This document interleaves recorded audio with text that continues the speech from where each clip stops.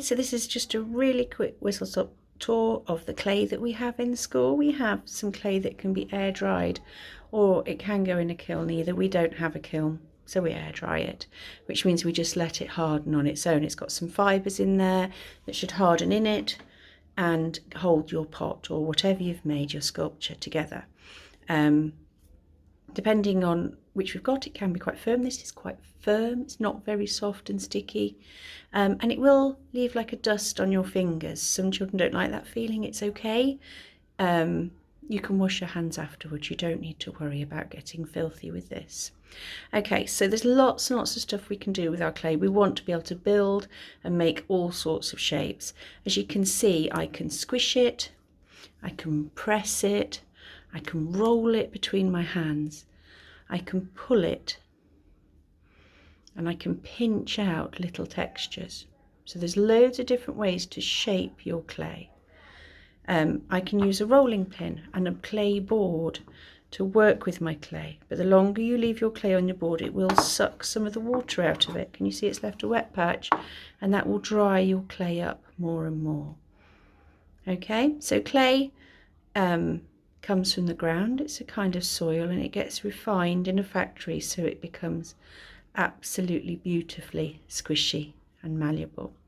One of the other things that's really important to make is you might want to pull off a little bit to make different shapes.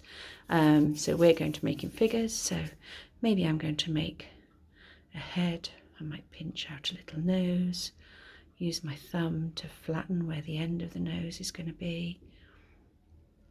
Okay, we've got little tools. I can make little eyes, I can pinch out little ears, I can scratch in hair or shapes that I want to make. But I don't really just want my silly little head on its own. Okay, I want to be able to join it. When I want to join two pieces of clay,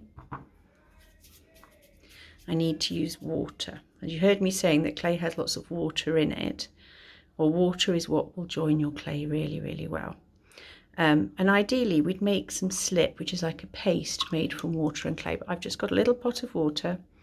I'm going to scratch some lines in here with my tool, and can you see it's going all gooey and mushy with the water. I might put a little bit more water in there, just make sure it's really gooey and sticky. Clay makes its own glue called slip. And then I'm going to do the same to the head on the other side. I'm going to scratch it, make sure it's all gooey, ready to stick. Can you see? Give that a little wash. When I put the two together, some of that water's squished out, that's fine, and I'm going to hold them still. Then I'm going to use a flat part of a tool. This one's quite smooth and flat at this end, and I'm going to scrape over the join to take some of the clay from his body onto the head and some of the head onto the body. So eventually you shouldn't be able to see the join at all. Poor thing, dropped him on his head. Shouldn't be able to see the join at all.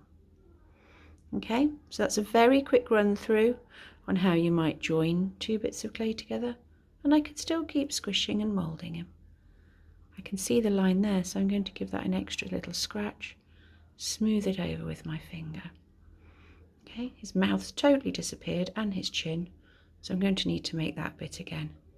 But I've managed to join his head to his body. Okay, if you feel like your clay is getting a little bit dry, again, just add a little bit of water, smooth it with your finger. Okay, and that reactivates the clay. We want really good joins, because quite often those joins will crack as things dry. Okay, there we are. He's got his mouth back again. Let's make him happy because I've given him a really good join.